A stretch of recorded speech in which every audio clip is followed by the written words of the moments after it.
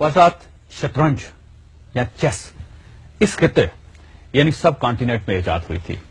ये गेम गुप्ता खानदान की हुकूमत के दौरान सीजा नाम के एक शख्स ने इजाद की थी और इसकी इजाद के साथ एक इंतहाई दिलचस्प दास्तान मुंसलिक है।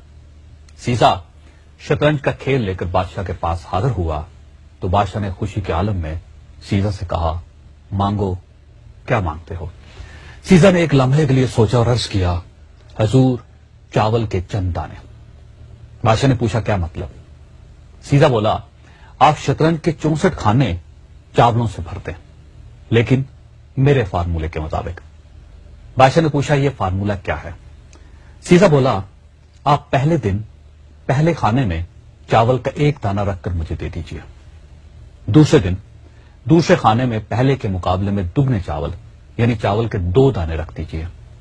तीसरे दिन तीसरे खाने में दूसरे खाने के मुकाबले में डबल यानी 4 दाने रखते हैं और आप इसी तरह चावलों की तादाद को डबल करते चले जाएं यहां तक कि 64 खाने पूरे हो जाएं। बादशाह ने इस बेवकूफाना मुतालबे पर कहकहा लगाया और यह शर्त कबूल कर ली और यहां से ख्वातीन दुनिया की वो गेम शुरू हुई जिससे आज के दौर में माइक्रोसॉफ्ट जैसी कंपनियों ने जन्म लिया। यह बज़ाहिर एक आसान सा काम दिखाई देता है, लेकिन यह दुनिया का मुश्किल तरीन मुअम्मा था और आज 3500 साल गुजरने के बाद भी शतरंज के 64 खानों को चावलों से भरना मुमकिन नहीं। बादशाह ने पहले दिन शतरंज के पहले खाने में चावल का एक दाना रखा और उसे उठाकर सीजा को दे दिया। सीजा चला गया। दूसरे दिन दूसरे खाने में चावल के 2 दाने रख दिए गए। तीसरे दिन तीसरे खाने में चावलों की तादाद 4 हो गई। चौथे रोज 8 चावल हो गए। 5वें दिन इनकी तादाद 16 हो गई।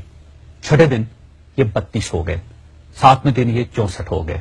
8वें दिन यानी शतरंज की पहली रो के आखिरी खाने में 128 चावल हो गए।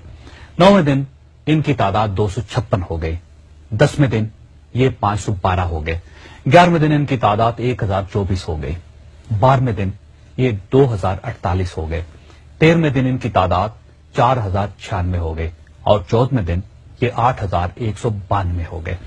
15वें दिन ये 16384 हो गए और 16वें दिन ये 32768 हो गए और यहां पहुंचकर शतरंज की 2 कतारें मुकम्मल हो गईं और बादशाह को थोड़ा थोड़ा सा अंदाजा होने लगा कि वो मुश्किल में फंस चुका है, क्योंकि वो खुद और उसके सारे वजीर मशीर सारा दिन बैठकर चावल गिनते रहते थे। शतरंज की तीसरी कितार के आखिरी खाने तक पहुंचकर चावलों की तादाद 80 लाख तक पहुंच गई और बादशाह को चावलों को मैदान तक लाने और सीजा को ये चावल उठाने के लिए दर्जनों लोगों की जरूरत पड़ गई।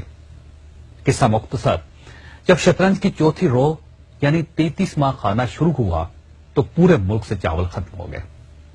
बादशाह हैरान रह गया। उसे उसी वक्त रियाजीदान बुलवाए और उनसे पूछा कि शतरंज के 64 खानों के लिए कितने चावल दरकार होंगे और इसके लिए कितने दिन चाहिए।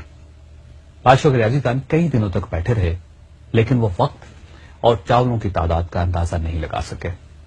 यह अंदाजा नाज़रीन 3500 साल बाद बिल गेट्स ने लगाया था।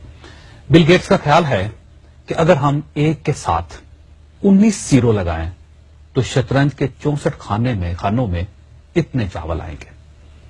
बिल गेट्स का कहना है कि अगर हम एक बोरी में 1 अरब चावल भरें तो हमें चावल पूरे करने के लिए 18 अरब बोरियां दरकार होंगी और इन चावलों को गिनने, शतरंज पर रखने और उठाने के लिए 1.5 अरब साल चाहिए।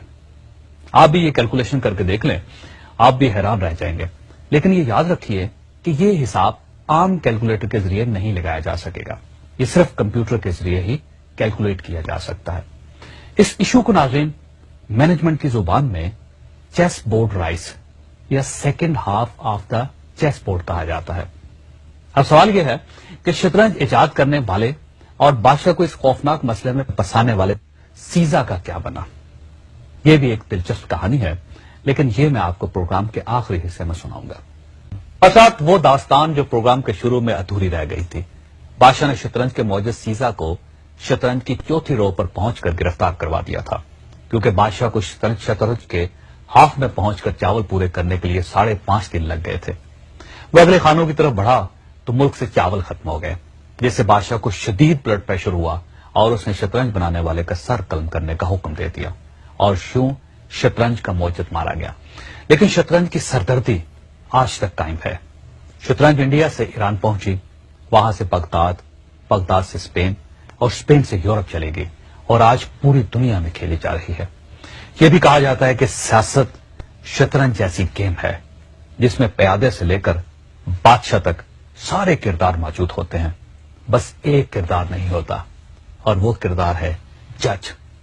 جی ہاں، شطرنج میں جج نہیں ہوتا لیکن سیاست میں ہوتا ہے، اور ججز کے بارے میں کہا جاتا ہے کہ یہ اگر مضبوط ہوں تو یہ قلم کی نوک سے بڑے سے بڑا قلعہ اور بڑے سے بڑا تاج اڑا دیتے ہیں، خواہ اقتدار کو کتنی ہی امیونٹی کیوں نہ حاصل ہو۔